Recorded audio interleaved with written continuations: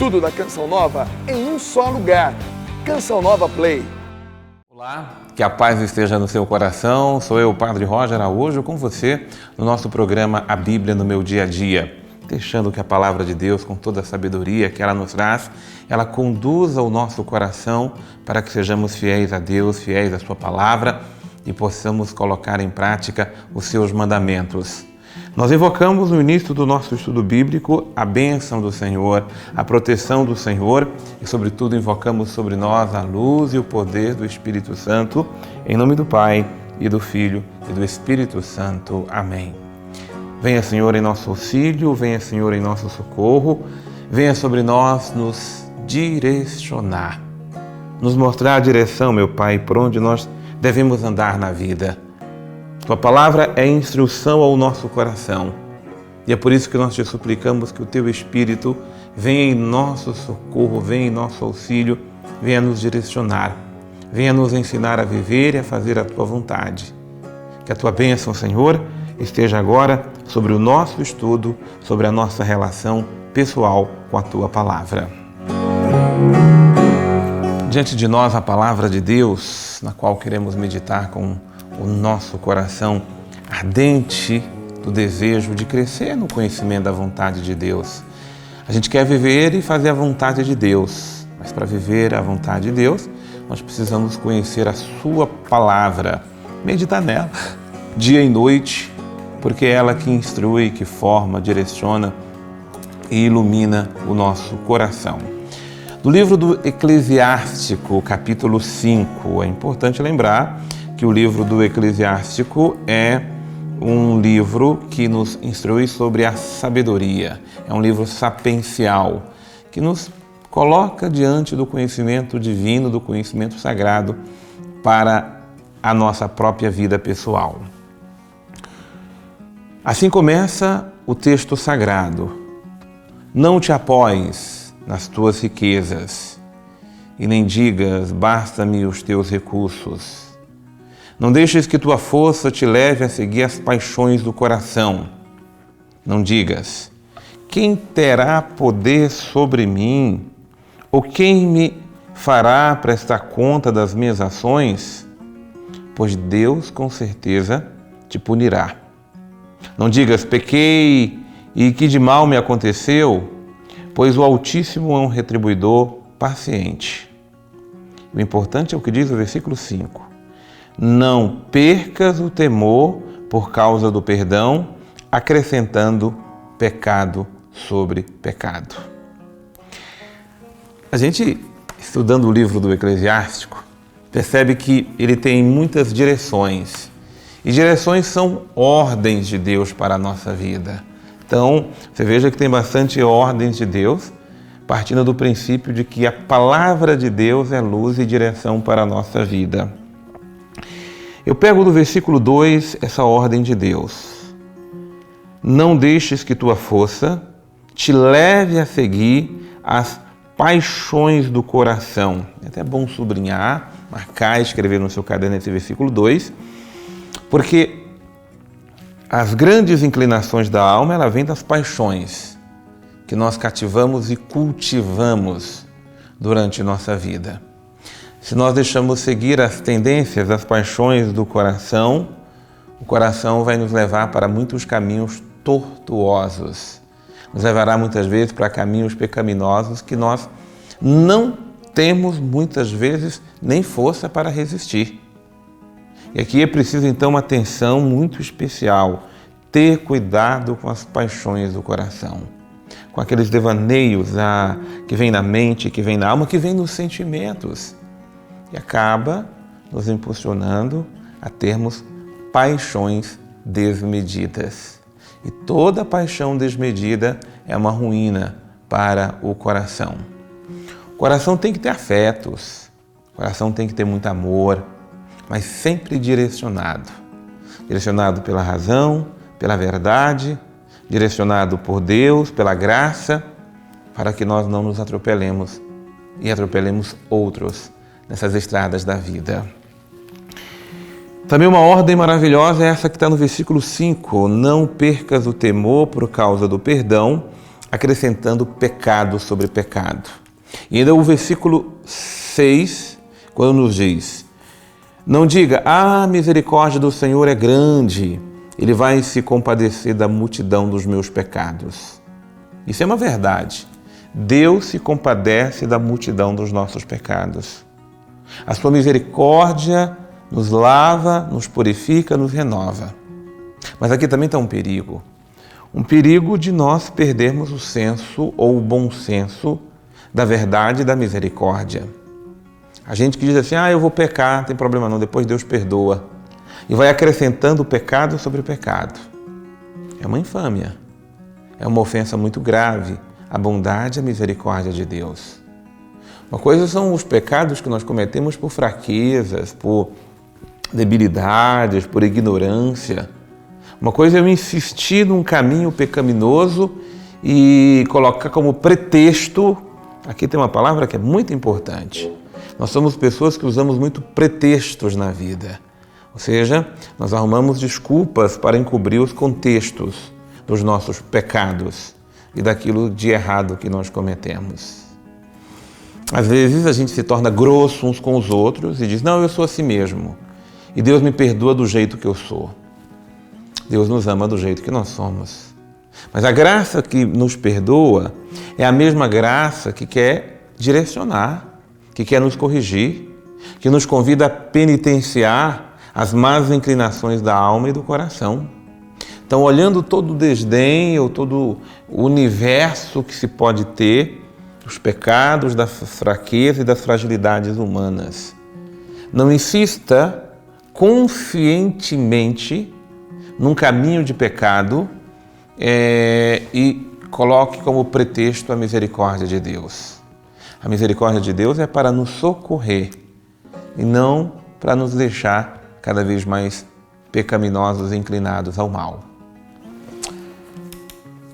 O versículo 7 diz, pois tanto a misericórdia como a ira dele chegam depressa. Sua ira se abate sobre os pecadores, portanto, versículo 8, não demores em voltar para o Senhor e não adies de um dia para o outro, pois sua ira vem de repente e no dia da vingança será arrebatado. Serás arrebatado. Olha, é confiando muitas vezes numa falsa presunção de que eu fiz o mal e nada de mal me aconteceu, de que eu fiz o que era errado e nada de errado me aconteceu, é que as pessoas continuam fazendo o que é errado naquela desculpa que sempre foi assim, nada de mal me aconteceu. Mas o dia que também acontece, arrebenta com tudo. Não é porque você todo dia dirige de forma errada, não é porque todo dia você faz o que é errado e nada de errado te aconteceu, que você pode cair nessa falsa presunção.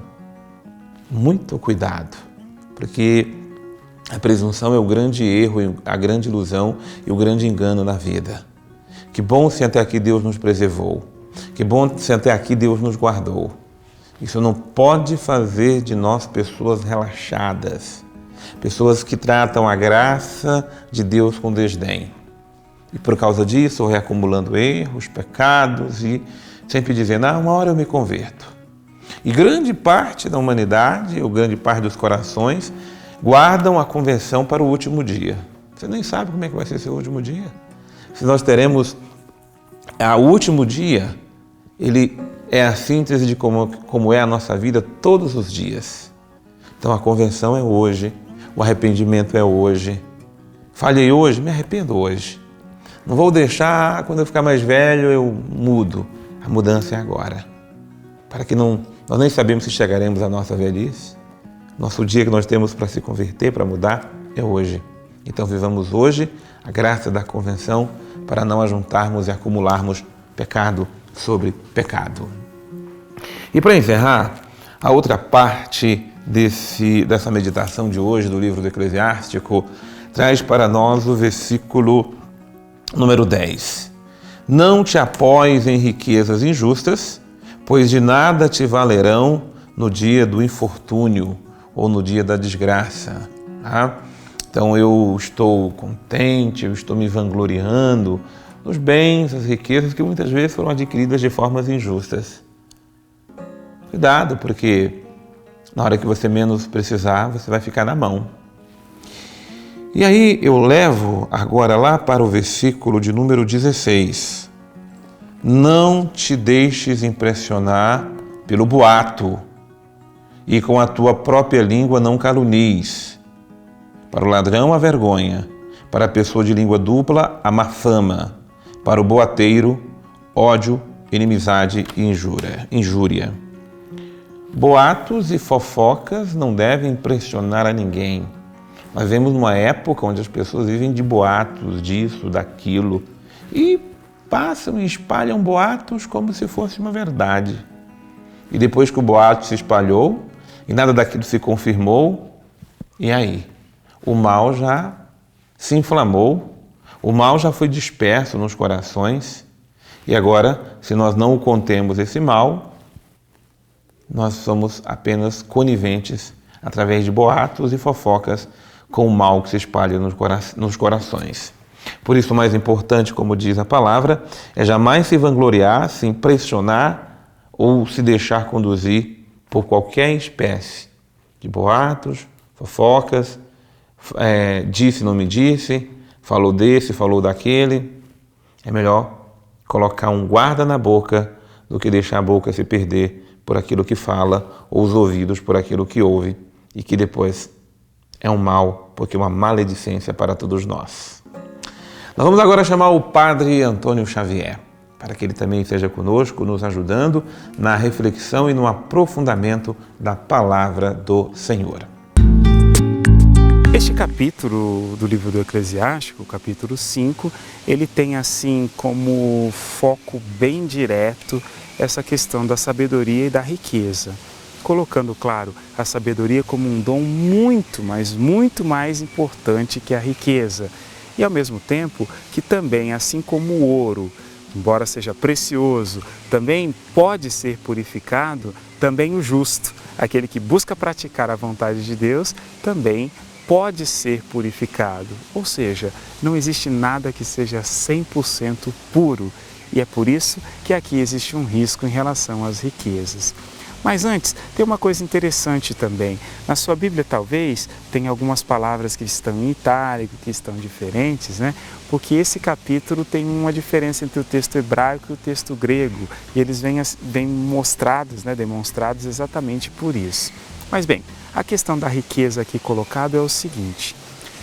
Ninguém deve imaginar que aquilo que conquista na sua vida, e isso é riqueza.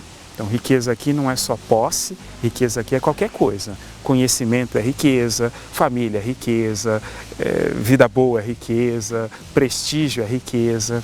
Então, quem vai adquirindo riquezas na sua vida não deve apoiar a sua confiança nelas, porque assim como um dia elas não fizeram parte da vida daquela pessoa, elas podem ir embora também. O objetivo aqui não é nem a exaltação da sabedoria, mas entendendo que a sabedoria provém do relacionamento com Deus, o homem que é capaz de enxergar e de julgar as coisas segundo o critério de Deus. Isso não se faz sem o conhecimento da sua palavra, não se faz sem buscar de verdade viver os seus mandamentos. Se o homem não se apoia sobre isso e se apoia sobre riquezas, ele corre o risco de se apoiar sobre alguma coisa que depois cai, e ele cai também, porque elas não duram para sempre. E aqui é onde vai mostrar que existe uma certa estupidez, é essa palavra utilizada, uma certa estupidez, ou seja, uma loucura, uma insensatez daquele que imagina que o que possui vai durar para sempre. E é interessante observar isso, porque na nossa vida prática conta muito. Vejam só, o importante não são as coisas que nós conquistamos, mas os motivos pelos quais nós conquistamos, a nossa própria família, as pessoas que amamos, porque senão depois nós nos apegamos às coisas e acabamos nos privando, nos separando ou distanciando aquilo que realmente era o motivo pelo qual nós conquistamos. Devemos então viver por causa das coisas de Deus e aquilo que é importante para Deus, e não dos recursos que nos possibilitam viver bem. Muito obrigado, querido Padre Antônio Xavier. E nós só podemos agradecer a Deus porque sua palavra é palavra de salvação, é palavra de libertação, é palavra de direção para a nossa vida, para o nosso coração. E Deus hoje está nos dando a sabedoria para não deixar que o nosso coração caia na presunção, no engano, no erro, na ilusão, de vivermos em mentiras e, sobretudo, focados ou afogados nos nossos pecados. Senhor, o que nós pedimos agora é a graça de um coração verdadeiro, de um coração sincero. O que nós pedimos é a graça de arrependimento e de contrição pelos nossos pecados. Não queremos acumular pecado sobre pecado. Não queremos tratar o pecado como se fosse algo normal e simplesmente desprezar a Tua misericórdia, que nos salva, que nos liberta, mas nós muitas vezes nos acostumamos com ela e não buscamos uma conversão sincera e verdadeira. Misericórdia, piedade, compaixão, Senhor, de cada um de nós. Nos dê um coração verdadeiramente contrito, arrependido dos nossos pecados e das nossas faltas. Que a Tua bênção, Senhor, esteja sobre nós e permaneça para sempre. Em nome do Pai, e do Filho, e do Espírito Santo. Amém. Eu desejo que Deus abençoe abundantemente você, abençoe sua casa, abençoe sua família, mas, sobretudo, a sua aplicação em crescer a cada dia no conhecimento da Palavra de Deus. Deus abençoe você. Eu te espero no nosso próximo estudo na Bíblia, no meu dia a dia.